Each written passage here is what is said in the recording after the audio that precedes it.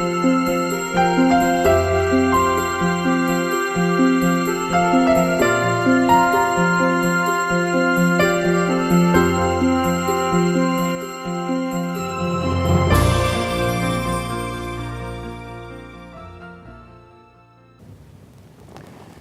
मित्रों, आज हम निष्पादन प्रबंध के विषय में चर्चा करेंगे। निष्पादन मूल्यांकन जो निष्पादन प्रबंध का एक महत्वपूर्ण हिस्सा है, संगठन का एक बहुत ही महत्वपूर्ण प्रतिमान है। यह एक प्रणालीबद्ध और आवधिक प्रक्रिया है। इसमें कर्मचारी का कार्य निष्पादन और उत्पादकता, कतिपय पूर्व स्थापित मानदंडों और संगठनात्मक उद्देश्यों की तुलना, और यह एक नेतृत्व के हाथ में एक बहुत ही महत्वपूर्ण साधन है, और यदि इसका सही उपयोग किया जाए तो इसका बहुत ही विकासात्मक प्रभाव पड़ता है। निष्पादन मूल्यांकन की प्रक्रिया के बाद निष्पादन परामर्श, अंतर्वैयक्तिक फीडबैक की प्रक्रिया को आगे ले जाया जाता है। आवश्यकता पड़ने पर निष्पादन मूल्यांकन के आधार पर कोचिंग और उच्च प्रशिक्षण को भी अपनाया जाता है। वेतन, पदोन्नति, स्थानांतरण, अवनति या पदच्युति आदि से संबंधित निर्णय लेने में भी यह सहायक होता है। मानव संसाधन विकास के लिए निष्पादन मूल्यांकन एक बहुत ही महत्वपूर्ण साधन है। निष्पादन मूल्यांकन पर्यवेक्षकों और कर्मचारियों के बीच संप्रेषण की एक सतत प्रक्रिया है जो पूरे वर्ष चलती है। संगठन की रणनीतिक उद्देश्यों को पूरा करने में यह सहायक होती है, और यह औपचारिक निष्पादन मूल्यांकन एवं अनौपचारिक मूल्यांकन के संक्षेपण की प्रक्रिया है। प्रभावी निष्पादन मूल्यांकन किसी संगठन में मानव संसाधन के विकास में बहुत वृद्धि करता है। HRD ह्यूमन रिसोर्स डेवलपमेंट मानव संसाधन विकास कर्मचारियों में दक्षता के विकास, सक्रियता, प्रेरणा और प्रभाविकता को प्रणालीबद्ध और सुनियोजित तरीके से सुनिश्चित किए जाने की सतत प्रक्रिया है। यह कर्मचारियों के क्षमता के अर्जन और सुधार में सहयोग देता है, कर्मचारियों की अंदरूनी संभावनाओं का पता लगाने और उनका उपयोग करने में सहायी है, संगठनात्मक संस्कृति के विकास में सहायता प्रदान करता है। HRD के लक्ष्यों की बात करें तो इनमें यह आते हैं: प्रत्येक कर्मचारी की वर्तमान और भावी भूमिका के संदर्भ में क्षमता को समर्थ बनाना, व्यक्ति को उसकी संभावनाओं को जानने के लिए तैयार करना, वर्तमान कार्य का बेहतर ढंग और उसके लिए जो क्षमताएं चाहिए उनको विकसित करना, प्रेरणा का स्तर ऊंचा बनाए रखना, वरिष्ठ और अधीनस्थ इन दोनों के बीच संबंधों को सुदृढ़ बनाना, टीम भावना को सुदृढ़ बनाना, संगठन में अंतर टीम सहयोग उत्पन्न करना, लोगों के विकास को संगठनात्मक विकास के साथ जोड़ना, समस्त संगठन के लिए मानव संसाधन दर्शन विकसित करना एवं उच्च प्रबंध को उसके लिए प्रतिबद्ध करना, शिक्षण के अवसरों को अधिकतम करना जिससे कर्मचारी निरंतर कुछ न कुछ सीख सकें, सृजनात्मक, नवाचार, मानव विकास, आदर और सम्मान की संस्कृति को विकसित करना, आवश्यकता आधारित प्रशिक्षण कार्यक्रमों द्वारा विभिन्न स्तर के कर्मचारियों के विकास के लिए अवसर प्रदान करना, नए भर्ती किए गए स्टाफ को उच्च स्तर की दक्षता और उत्कृष्टता के साथ अपना कार्य निष्पादित करने के लिए तैयार करना। HRD के विकासात्मक दिशा की बात करें तो इसके अलग अलग स्तर हैं। सबसे पहले व्यक्ति के स्तर पर वर्तमान भूमिका के संदर्भ में स्व प्रबंधन और दक्षता का विकास करना, और भावी भूमिकाएं जो आने वाली हैं उसके लिए विकास करना।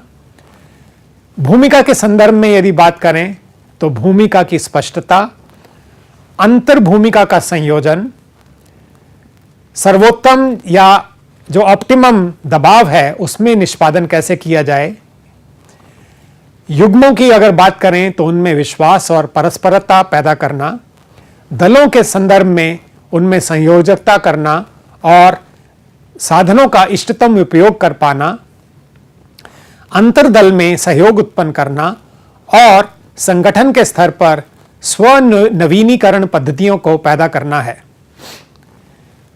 नेतृत्व के पास एचआरडी से संबंधित विभिन्न साधन और तकनीक हैं।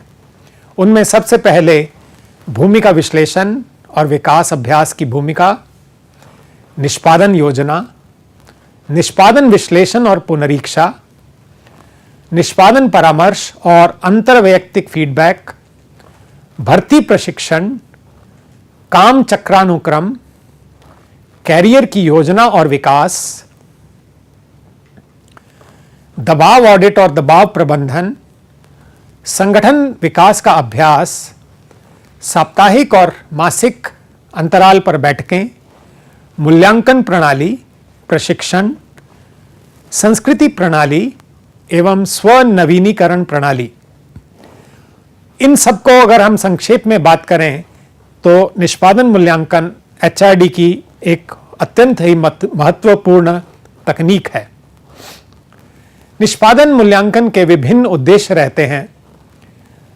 सबसे पहले अगर बात करें तो सही परिप्रेक्ष्य में किसी संगठन के लिए यह अत्यंत महत्वपूर्ण और अति आवश्यक साधन है। इससे प्राप्त जानकारी बहुत से पहलुओं से संबंधित निर्णय लेने में उपयोगी सिद्ध होती है। इसमें निष्पादन माप, सूचना संग्रहण और निर्णय लेने की प्रक्रिया को जोड़ता है, जो कार्मिक उपविभाजन जैसे नियोजन, चयन, प्रशिक्षण और प्रतिपूर्ति के प्रभावीपन के लिए आधार प्रदान करता है। निष्पादन मूल्यांकन के उद्देश्यों पर विभिन्न विशेषज्ञों की अलग अलग राय है। इसमें 3 आवश्यकताएं मुख्य रूप से सामने आती हैं। एक संगठन से संबंधित और 2 व्यक्तिगत रूप से संबंधित हैं। सबसे पहले वेतन वृद्धि, स्थानांतरण, अवनति या पदच्युति के समर्थन में प्रणालीबद्ध निर्णय, अधीनस्थों को यह बताने कि वह कैसा कार्य कर रहे हैं, उनके व्यवहार, उनकी प्रवृत्ति, उनकी दक्षता या काम के ज्ञान संबंधित आवश्यक परिवर्तन के लिए सुझाव पैदा करता है। वरिष्ठों द्वारा व्यक्तियों को कोचिंग और परामर्श देने के लिए आधार तैयार करता है। इन सब के बाद कुछ और बात करें तो यह पहलू आते हैं। यह कर्मचारियों के कार्य निष्पादन में सुधार पैदा करता है। कर्मचारियों को अपने विचार प्रकट करने या काम के बारे में स्पष्टीकरण प्राप्त करने के लिए प्रोत्साहित करता है। उनका दृष्टिकोण, क्षमता और संभावनाओं को व्यापक बनाता है। जनशक्ति का अधिक और कुशल उपयोग को प्रोत्साहन देता है। सर्वोत्तम योग्य कर्मचारियों के चयन, पारितोषिक और पदोन्नति में सहायता प्रदान करता है।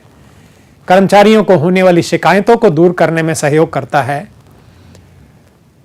पर्यवेक्षकों की विश्लेषणात्मक क्षमता में वृद्धि भी होती है। एक अन्य लेखक लिविंसन के अनुसार निष्पादन मूल्यांकन के 3 कार्य हैं।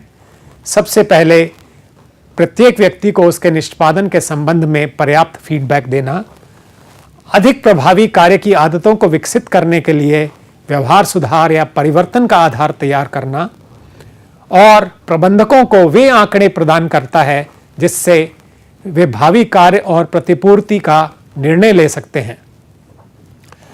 कुल मिलाकर निष्पादन मूल्यांकन का उद्देश्य किसी उद्यम में नियोजित व्यक्तियों के यथासंभव प्रयासों के माध्यम से दक्षता में सुधार करना है। ऐसे मूल्यांकनों के 4 उद्देश्य हैं जिससे जो निम्नलिखित हैं। सबसे पहले वेतन पुनरीक्षा, व्यक्तियों का विकास और प्रशिक्षण कार्यक्रम, कार्य चक्रानुक्रमण और पदोन्नतियों में सहायता। यह स्पष्ट है कि निष्पादन मूल्यांकन कार्मिक प्रबंधन का एक महत्वपूर्ण साधन है। निष्पादन मूल्यांकन के लिए अलग अलग दृष्टिकोण लिए गए। सर्वप्रथम निष्पादन मूल्यांकन अभिगम नियोक्ता के निष्पादन प्रबंध प्रणाली के प्रकार पर निर्भर करता है। अन्य कारक जो मूल्यांकन अभिगम को प्रभावित करते हैं वे हैं कंपनी का आकार, संगठनात्मक लक्ष्य और निष्पादन मानक। निष्पादन मूल्यांकन की विभिन्न विधियों के अंतर्गत कर्मचारियों के साथ अनौपचारिक बातचीत, औपचारिक रेटिंग पद्धति या मूल्यांकन पद्धतियों का मिश्रण आते हैं और यह सब मिलकर नियोक्ता और कर्मचारियों के हितों को पूरा करते हैं। 3 अलग अलग दृष्टिकोणों का उपयोग किया जाता है जो कि आकस्मिक, अप्रणालीबद्ध और प्रायः अव्यवस्थित मूल्यांकन होते हैं। अब इसका स्थान बहुत औपचारिक विधि ने ले लिया है और इसका मुख्य आधार संख्यात्मक और गुणात्मक निर्गमों का माप है। पारंपरिक या अत्यधिक प्रणालीबद्ध माप कर्मचारियों की विशेषताओं का और कर्मचारियों के योगदान दोनों का, इसमें सभी निष्पादनों का एक ही रीति से समान अभिगम द्वारा मूल्यांकन किया जाता है जिससे पृथक कार्मिकों की रेटिंग तुलनीय होती है। व्यवहार मूलक दृष्टिकोण परस्पर लक्ष्य निर्धारण पर बल देता है। लक्ष्य निर्धारण प्रगति का मूल्यांकन करने वाले और जिसका मूल्यांकन किया जा रहा है दोनों से किया जाता है। यह दृष्टिकोण मानव की अच्छाई की क्षमता और उत्तरदायित्व में मौलिक विश्वास के व्यवहार मूलक मूल्यों पर आधारित है। मूल्यांकन प्रक्रिया में निष्पादन मानक स्थापित करने के साथ ही आरंभ हो जाती है। किसी काम की अभिकल्पना और उसका विवरण तैयार करने के समय ही उसके लिए निष्पादन मानक तैयार किए जाते हैं। यह मानक स्पष्ट होने चाहिए और यह निष्पक्ष, समझने और मापने के योग्य होने चाहिए। इन मानकों के बारे में पर्यवेक्षकों के साथ चर्चा की जानी चाहिए। यह जानना चाहिए कि किन विभिन्न घटकों को शामिल किया जाए और प्रत्येक घटक को कितना भार दिया जाए, कितने अंक दिए जाएं। तत्पश्चात इनका उल्लेख मूल्यांकन फॉर्म में किया जाना चाहिए और इसके बाद इसका उपयोग कर्मचारियों के निष्पादन के मूल्यांकन के लिए करना चाहिए। अगला कदम इन मानकों के बारे में कर्मचारियों को सूचित करना ताकि उनको पता चल सके कि उनसे क्या अपेक्षा की जा रही है और यह एक संप्रेषण सुविधा प्रणाली स्थित की जानी चाहिए जिससे अधीनस्थों से प्रबंधकों को फीडबैक मिलना चाहिए और इसी फीडबैक से यह स्पष्ट होता है कि कर्मचारियों को जानकारी प्राप्त हो गई और इसके आशायित रूप से समझ लिया गया है। अब इसका तीसरा चरण निष्पादन का माप है। वास्तविक निष्पादन जानने के लिए इसके बारे में जानकारी प्राप्त करना आवश्यक है। हमें इस बात की जानकारी होनी चाहिए कि हम कैसे और क्या मापन कर रहे हैं। वास्तविक निष्पादन मापन के लिए प्रायः उपयोग की जाने वाली जानकारी के 4 स्रोत रहते हैं।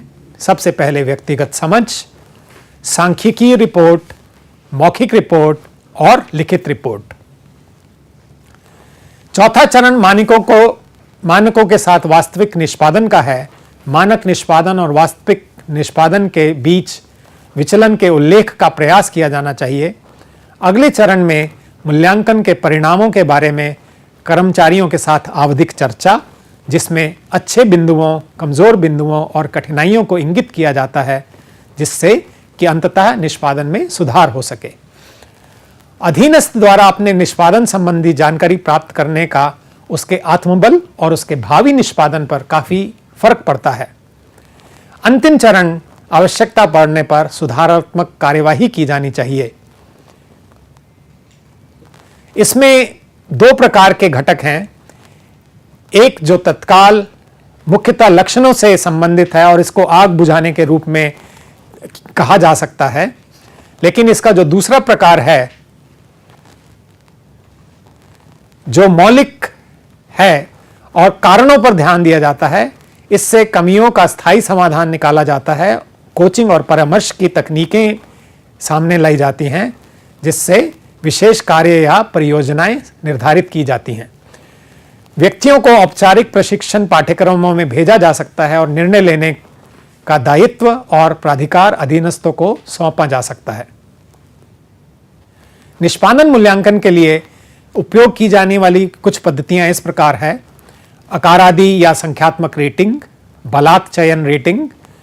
इस पद्धति में कुछ संगठनों में उत्पन्न हो सकने वाली उच्च रेटिंग के पूर्वाग्रहों और पूर्व विचारों को समाप्त करने के लिए तैयार किया गया।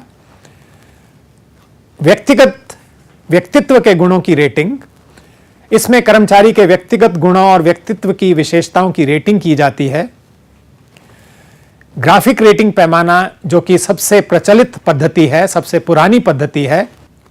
इस पद्धति के प्रमुख लाभ जो हैं वो है अपेक्षाकृत सरल है, समझने में आसान है और कई लोगों को विशिष्ट श्रेणियों में लाने से बचाता है। अन्य पद्धतियां हैं बलात् वितरण या रैंकिंग पद्धति या जोड़ा तुलना पद्धति। अंत में हम जो चर्चा करेंगे वो यह है कि ये रेटिंग पद्धतियां मूल्यांकन तकनीक क्यों असफल सिद्ध हुई, इसके बारे में यदि बात करें तो सबसे पहले पर्यवेक्षकों की निर्णायक और सहायक दोनों भूमिकाएं हैं और दोनों विरोधाभासी हैं। बहुत से उद्देश्य जो हैं वो भ्रम पैदा करते हैं। पर्यवेक्षक महसूस करते हैं कि अधीनस्थों का मूल्यांकन कोई लाभ प्रदान नहीं करता। दो मूल्यांकन कार्यक्रमों के बीच में काफी अंतर होता है। दैनिक प्रशासन और कर्मचारी विकास के लिए दक्षता आवश्यकता में टकराव रहता है। पर्यवेक्षक और अधीनस्थों के बीच अधीनस्थों के निष्पादन संबंधी राय में भिन्नता होती है। पर्यवेक्षकों का कर्मचारियों को यह बताने में कि वे किस प्रकार अपना निष्पादन सुधार करें के प्रति अनिच्छा रहती है। बहुत पर्यवेक्षक बहुत अच्छे होते हैं और वो नकारात्मकता को अच्छे रूप से ढक देते हैं, जिससे कर्मचारियों का विकास नहीं हो पाता। आज अधिकांश संगठनों में मूल्यांकन प्रणाली निम्नलिखित उद्देश्यों को प्राप्त करने के लिए तैयार किया जा रहा है, जैसे कि पुरस्कार, दंड और चेतावनी के उपाय के रूप में इसका प्रयोग करके कर्मचारियों के व्यवहार पर नियंत्रण रखना, वेतन में वृद्धि, लोगों को सही प्रकार के काम पर लगाने के लिए, कर्मचारियों के प्रशिक्षण और विकासात्मक जरूरतों का पता लगाने के लिए ये सब किया जाता है। तो आज हमने जो चर्चा की वह निष्पादन प्रबंधन के विषय में चर्चा की। इसके विषय में यदि आपके और प्रश्न हो, कुछ और जानकारी चाहिए हो, तो या तो आप मैनेज की वेबसाइट देख सकते हैं या आपको जो पाठ्यक्रम उपलब्ध कराया गया है उसको भी देख सकते हैं। धन्यवाद।